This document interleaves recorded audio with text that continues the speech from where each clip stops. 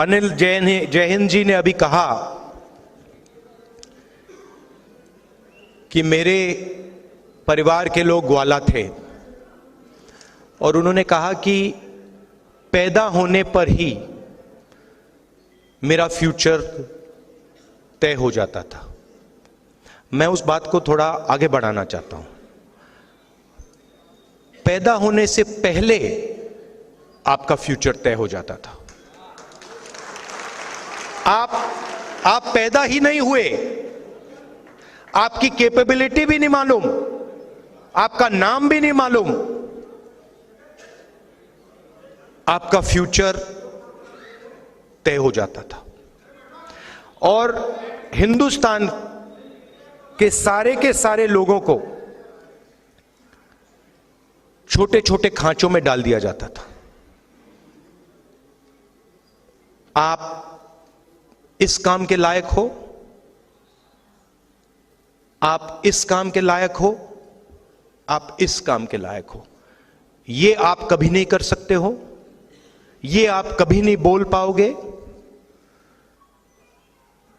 आपके पैदा होने से पहले डिसीजन लिया जाएगा कि आपको कोई छुएगा नहीं, आप कभी जमीन नहीं खरीद पाओगे। तो ये सारा पैदा होने से पहले ही डिसाइड हो जाता था। और हिंदुस्तान के करोड़ों लोगों ने, अरबों लोगों ने हजारों साल इस प्रकार जिंदगी जी है। उन्होंने अपना फ्यूचर डिसाइड नहीं किया, समाज ने उनके लिए पैदा होने से पहले उनका फ्यूचर डिसाइड कर दिया। तो आप सोचिए कितना दुख, कितना दर्द, कितनी कैपेबिलिटी जाया हुई।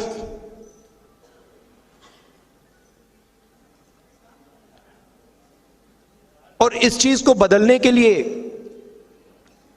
बहुत सारे लोग खड़े हुए, हिस्टोरिकली लिस्ट है, जय हिंद जी ने उनके नाम लिए, मगर सब के सब ने एक ही बात की थी, जो सच्चाई थी उसको उन्होंने एक्सेप्ट किया कि हमें यह दिख रहा है कि यह सच्चाई है और इस बात को मैं एक्सेप्ट कर रहा हूं। दो तरीके के लोग होते हैं, राजनीति में तो खासतौर एकदम दिख जाता है।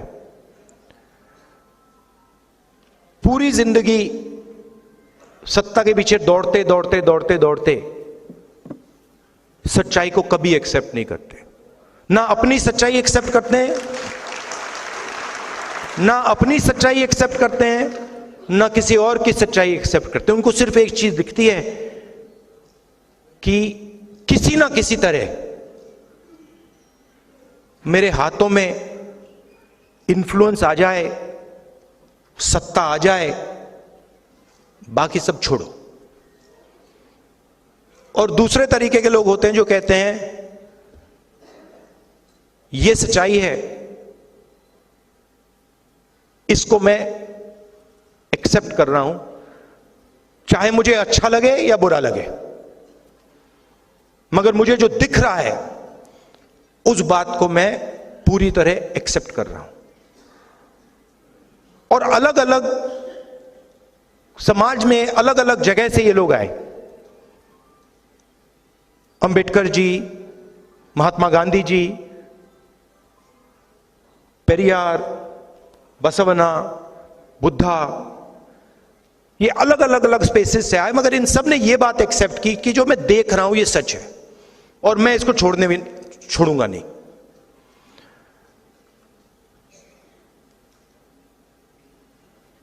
हिंदुस्तान में बहुत सारी ऐसी मूवमेंट्स हुई, मगर 3000 साल में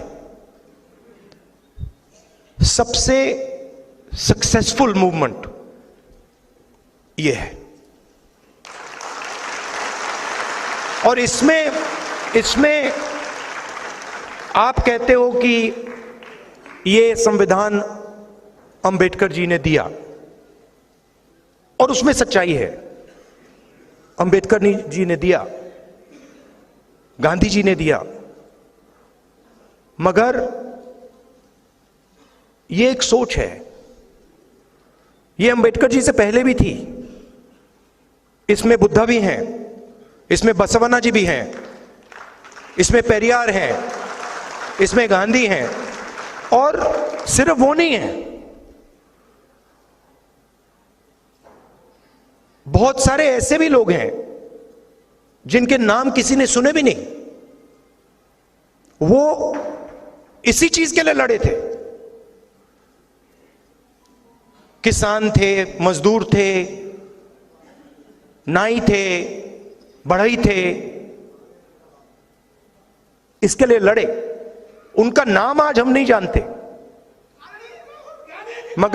मगर उनकी सोच इसमें है।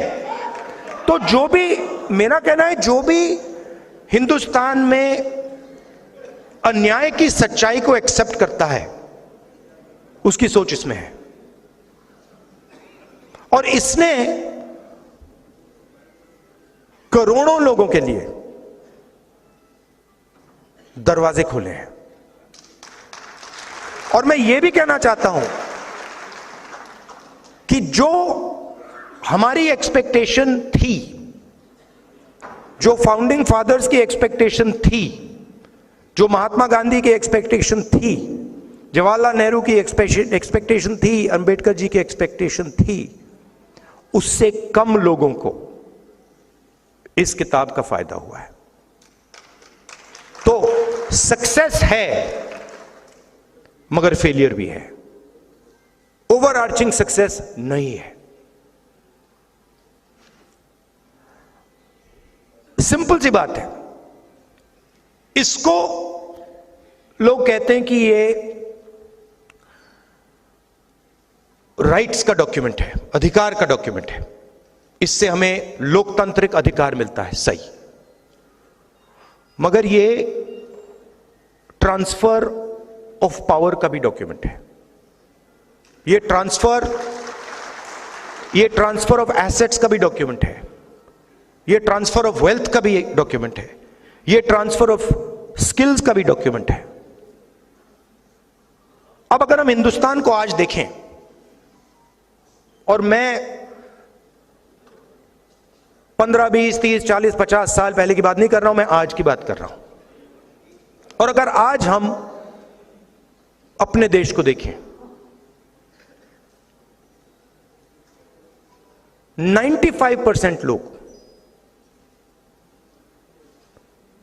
पिछड़े वर्ग के, अप्रोक्सीमेटली 50, 15% दलित, 8% आदिवासी, 15% माइनॉरिटी, उसमें आप 5% गरीब जनरल कास्ट जोड़ दीजिए, 95% लोग। आप मीडिया में देखिए, मीडिया कोई मामूली औजार नहीं है। यह नैरेटिव बनाता है, देश का नैरेटिव बनाता है, पूरे देश का, पूरे देश के नैरेटिव को इन्फ्लुएंस करता है। यहां बड़े बड़े पत्रकारों में, जर्नलिस्ट में, मीडिया ओनरशिप में आपको एक पिछड़े वर्ग का व्यक्ति नहीं मिलेगा।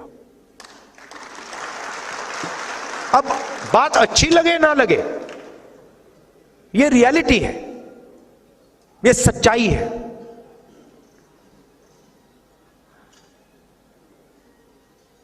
और छुपे तरीके से यह किया जाता है।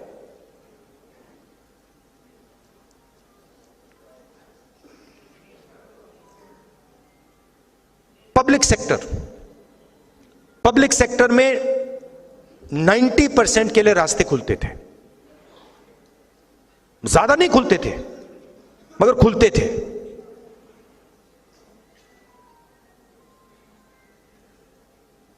आज 200 सबसे बड़ी कंपनियों की लिस्ट निकालिए, उनकी सीनियर मैनेजमेंट की लिस्ट निकालिए,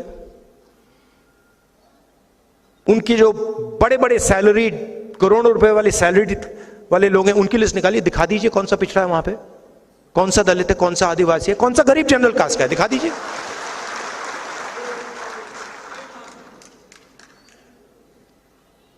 जुडिशरी में भी गई, सरकार में भी गई, और जो सच्चाई है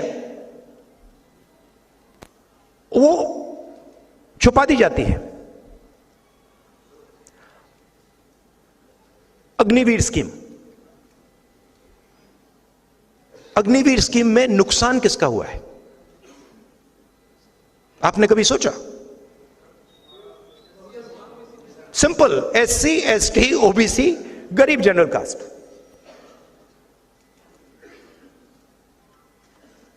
अग्निवीर सीनियर लेवल पे नहीं है, अग्निवीर जवान के लिए है, और 2 तरीके के शहीद बनाए जा रहे हैं।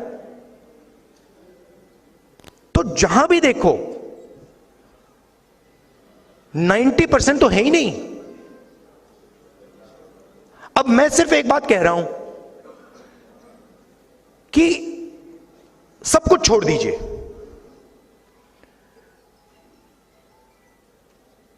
सच्चाई तो देख लीजिए, जाति जनगणना कर लीजिए, अगर जो मैं बोल रहा हूं गलत है कोई प्रॉब्लम नहीं है,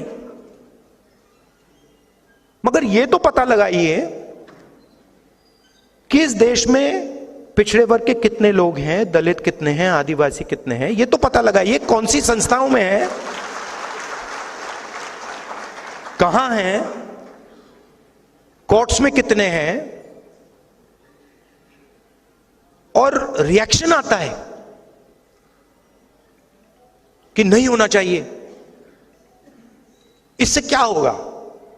इससे हिंदुस्तान के करोड़ों लोगों को हिंदुस्तान की सच्चाई पता लगेगी, यही होगा। इस सच्चाई से लोग क्यों डर रहे हैं?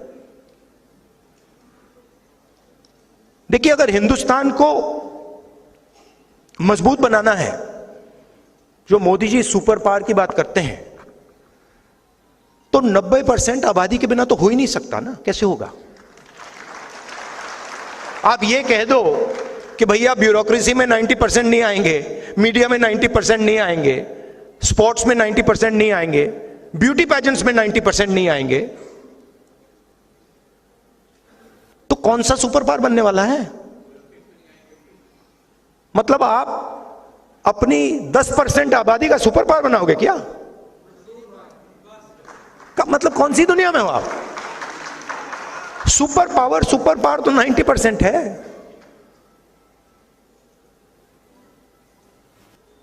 अब इस पर आक्रमण हो रहा है।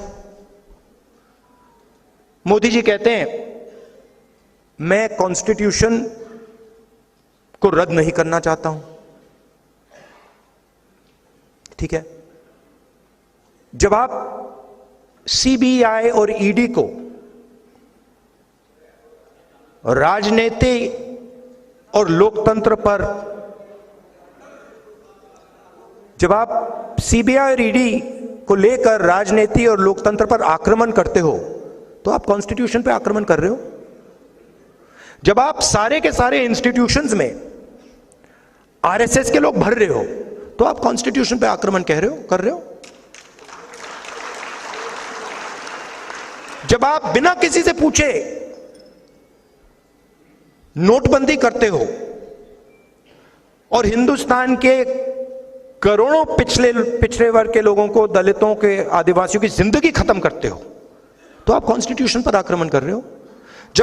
जब आप अग्निवीर योजना बिना आर्मी से पूछे लागू करते हो, आप कॉन्स्टिट्यूशन पर आक्रमण कर रहे हो। मोदी जी राजा हैं,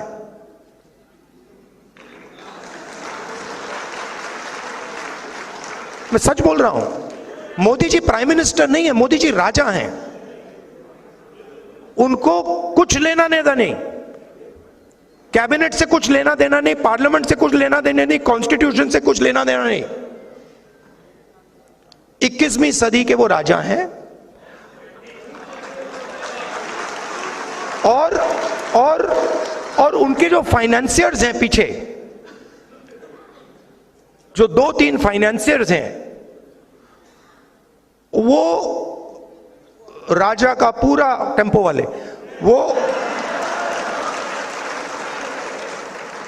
वो राजा, एक्चुअली वो राजा फ्रंट है। एक्चुअली राजा के पास पावर नहीं है, एक्चुअली पावर कहीं और है। तो ये सिचुएशन है। नहीं भैया, अनपढ़ राजा भी काम चला लेता। बहुत सारे अनपढ़ राजा हुए हैं हिंदुस्तान में, जिनमें अहंकार नहीं है, जिनमें अहंकार नहीं था, वो काम चला लेंगे, जो जनता की बात सुन लेते थे। ये दूसरे टाइप के हैं, ये किसी की नहीं सुनते। अब इनका लक्ष्य है कि पब्लिक सेक्टर को खत्म करो और जो दलितों के, आदिवासियों के, पिछड़ों के रास्ते हैं और गरीब जनरल कास्ट के जो रास्ते हैं, उनको एक एक करके खत्म करो। और इनके सारे के सारे नेता कह रहे हैं, खुल के कह रहे हैं कि हम रिजर्वेशन को खत्म कर देंगे। और मैं खुल के कह रहा हूं, आप रिजर्वेशन को कभी खत्म नहीं कर सकते हो। और सिर्फ ये नहीं, वो क्योंकि रिजर्वेशन 90% की आवाज है, तो रिजर्वेशन पर आक्रमण, कॉन्स्टिट्यूशन पर आक्रमण, पब्लिक सेक्टर पर आक्रमण, आर्मी पर आक्रमण, फाइनेंशियल सिस्टम पर आक्रमण। क्यों? क्योंकि इनके पीछे धन है, अरबों रुपए हैं। तो ये सिचुएशन है। अब थोड़ी सी प्रॉब्लम आ गई है। आपने देखा होगा, मोदी जी ने अदानी जी का, अंबानी जी का नाम ले लिया, भौंकला गए कि भैया आओ आओ मुझे बचाओ। यहां पे तो हिंदुस्तान की जनता ने घेर लिया मुझे, ये मतलब सबने घेर लिया।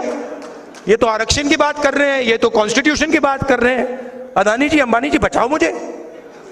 वो कैसे बचाएं? वो नहीं बचा पाएंगे। बचा तो जनता ही सकती है। मैं कल टूर के बाद गाड़ी में था, वापस जा रहा था एयरपोर्ट से, तो बातचीत चल रही थी गाड़ी में और मैं कह रहा था कि देखिए, अलंकार और मेरी बात हो रही थी, तो मैंने उससे कहा देखिए रियलिटी क्या है। रियलिटी ये है कि मैं जनता की आवाज हूं, ठीक है। जब मैं ये कहता हूं, प्रेस वाले मतलब इसको समझते नहीं हूं, मैं एक्चुअली हूं ही नहीं, मैं हूं ही नहीं।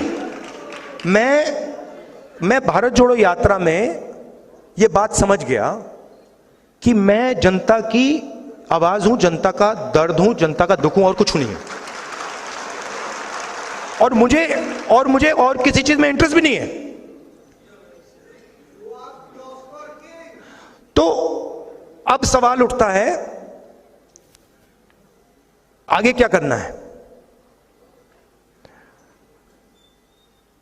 सबसे पहले जो हिंदुस्तान की सोशल रियलिटी है, और किसी का नुकसान नहीं करना, बट जो हिंदुस्तान की सोशल रियलिटी है उसको देश के सामने रखना है। किसी को चोट नहीं मारनी, किसी को धमकी नहीं देनी, यह कहना है देखिए भैया ये हिंदुस्तान की सोशल रियलिटी है, इस देश में इतने दलित हैं, इतने आदिवासी हैं, इतने पिछड़े लोग हैं, इतने माइनॉरिटीज हैं, इतने गरीब जनरल कास्ट के लोग हैं, और ये जो लोग हैं इनकी इतनी भागीदारी है, मीडिया में इतनी भागीदारी है, कॉर्पोरेट इंडिया में इतनी भागीदारी है, जुडिशरी में इतनी, इलेक्शन कमीशन में इतनी, सीबीआई, ईडी, इनकम टैक्स में इतनी। आपने नोट किया है कि सीबीआई, ईडी मुझे छोड़कर मुझे छोड़कर 55 घंटे मुझसे मतलब इंटेरोगेशन किया। मैं 2-3 साल बाद आपको बताऊंगा उस डिस्कशन में क्या हुआ।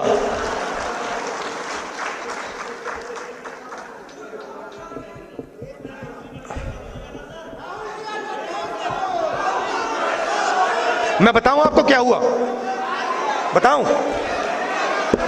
मैंने ईडी के अफसर से बोला, ईडी के अफसर मुझे इंटेरोगेट कर रहे थे और मैंने उनसे बोला कि देखिए, आप सोच रहे हो कि आपने मुझे यहां बुलाया है, मगर आप गलतफहमी में हो। आपने मुझे यहां नहीं बुलाया, मैं यहां आया हूं।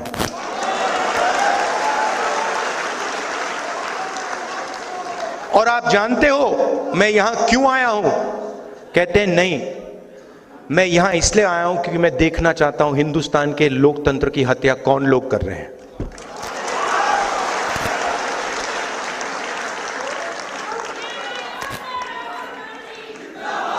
मतलब आप क्या समझे हो?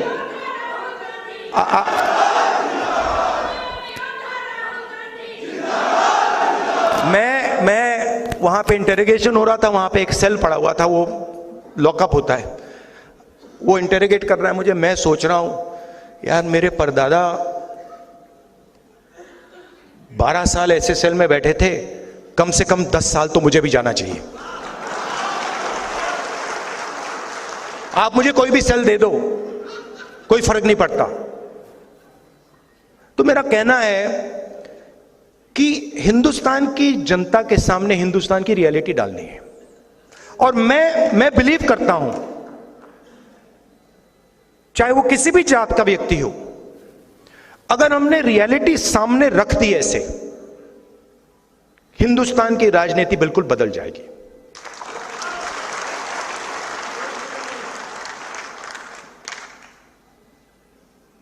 और उसको बदलना ही होगा, क्योंकि 90% को आप चुप नहीं रख सकते, 90% की शक्ति को आप कंट्रोल नहीं कर सकते, कुछ भी कर लो। नहीं, ये बहुत सारे लोगों में, आप में भी है। और राजनीति में ना, मेरा एक्सपीरियंस बताता हूं आपको। एक होता है जो सुबह उठता है, कहता है भैया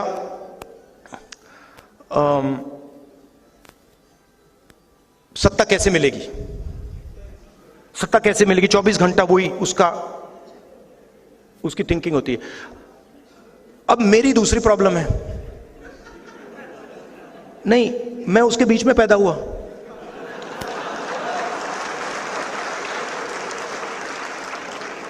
अब अजीब सी बात है, मुझे उसमें इंटरेस्ट ही नहीं है। वो मेरे लिए औजार है, वो मेरे लिए औजार है कि उसका मैं प्रयोग जनता की मदद करने के लिए कैसे करूं।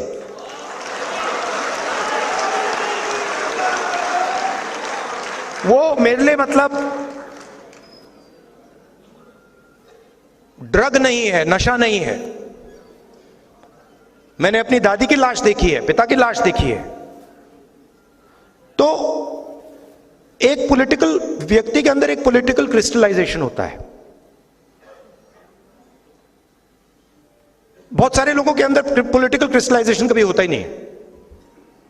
पूरी जिंदगी निकल जाती है, सुबह उठते हैं, किसी को काटते हैं, किसी को डराते हैं, किसी से लड़ते हैं, कोई सूट पहन लेता है, कोई मतलब अलग अलग वीडियो बनाते हैं, तो उनको तो छोड़ दो।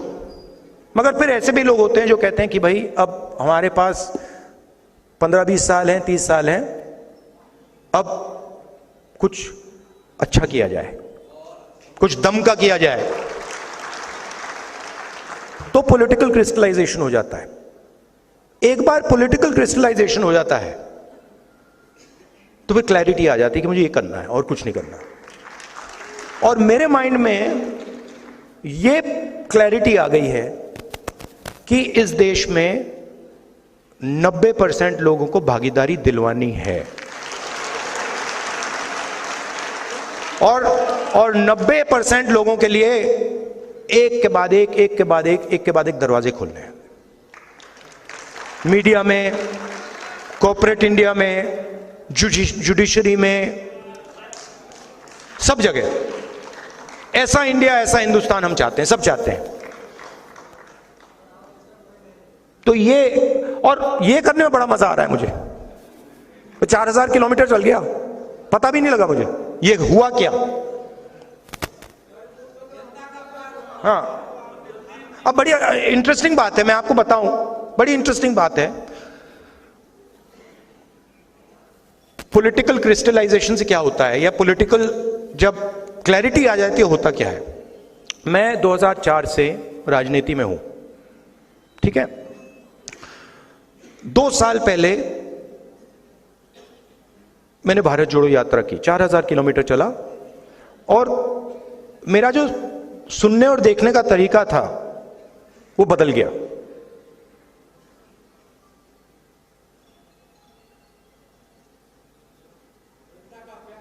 नहीं,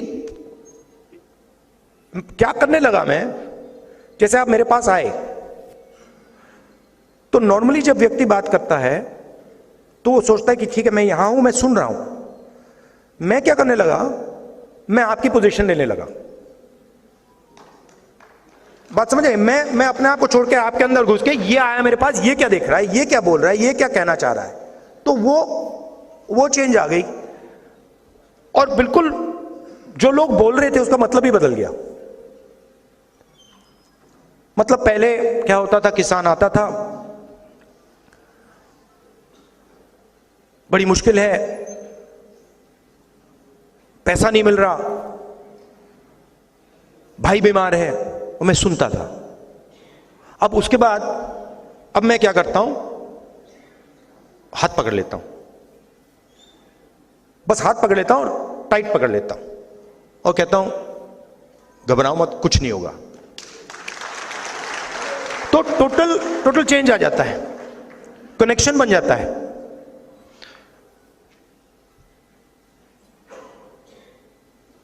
तो भारत जोड़ो यात्रा से पहले 20 साल में राजनीति में था, मगर मैंने मोहब्बत शब्द कभी यूज ही नहीं किया। सबसे पावरफुल शब्द है, आप सब कहेंगे कि दुनिया में सबसे पावरफुल शब्द मोहब्बत है, करेक्ट? तो ये जो अभी इन्होंने बोला ना, वी लव यू सर, ये भारत जोड़ो यात्रा से पहले किसी ने मुझे नहीं बोला था, और मैंने भी किसी को नहीं बोला था। मतलब मां को बोला था, बहन को बोला था, मगर किसी आम जनता को या किसी से जब मैं मिले, मैंने नहीं बोला, मगर मैंने बोलना शुरू कर दिया। और अजीब सी बात हुई, अब मैं आपको बता रहा हूं, दिल्ली में मैं वापस आता हूं एयरपोर्ट से, गाड़ी शीशा खोल के कहते हैं आई लव यू। तो ये मैं आपको क्यों कह रहा हूं, क्योंकि हिंदुस्तान में जो भी सक्सेसफुली सामाजिक न्याय की लड़ाई लड़ा है वो मोहब्बत से लड़ा है। जो सुपरस्टार हुए हैं वो मोहब्बत से लड़े हैं, वो नफरत से नहीं लड़े हैं। तो ये 2 चीजें जरूरी हैं कि सच्चाई होनी चाहिए, सच्चाई से पीछे नहीं टिकना चाहिए, हिलना नहीं चाहिए, कोई भी कॉस्ट दे दो, मगर ये सच्चाई है। और आप बोलो तो रिस्पेक्ट से, प्यार से, स्ट्रेंथ से। और मैं आपको एक बात की गारंटी दे देता हूं, एक बात तो मैं आपको बता देता हूं कि अब चुनाव हो रहा है, नरेंद्र मोदी जी प्रधानमंत्री नहीं बन रहे हैं। ये 100% मैं आपको, आप चाहते हो तो मैं यहां पे लिख के आपको सबको दे दूंगा, साइन करके दे दूंगा। क्योंकि देखिए हुआ क्या है, देखिए मैं पॉलिटिक्स को ना, हुआ क्या है, बड़ी इंटरेस्टिंग चीज हुई है, बड़ी इंटरेस्टिंग चीज हुई है कि नरेंद्र मोदी जी की पूरी स्ट्रेटजी भाई को भाई से लड़ाने की है, और इस चुनाव में वो काम ही नहीं कर रहा है। वो मतलब आ रहे हैं, वो कह रहे हैं, लोग देख रहे हैं, कह रहे हैं भैया ये बोल क्या रहा है। तो वो चेंज आ गया है। और आप लिख लीजिए वो, अच्छा एक बात हो सकती है, अगर पूरी चीटिंग कर दी, अगर ईवीएम लपेट लिया, वैसे हो सकता है, मगर उसके अलावा ये 200 180 से आगे नहीं जा रहे। अब आपके सवाल हो, नहीं देखिए, मगर इसमें देखिए, इसमें एक बात मैं आपको बताना चाहता हूं कि हमारा जो मैनिफेस्टो है, क्रांतिकारी मैनिफेस्टो है। अगर आपने मैनिफेस्टो को देखा है, वो 90% को सपोर्ट करने वाला मैनिफेस्टो है। मगर सच्चाई ये है कि कांग्रेस पार्टी को भी आने वाले समय में अपनी राजनीति को बदलना होगा। ये करना पड़ेगा। और ये भी मैं कहना चाहता हूं कि कांग्रेस पार्टी ने भी गलतियां की हैं, और मैं कांग्रेस पार्टी का होता हुआ ये मैं कह रहा हूं।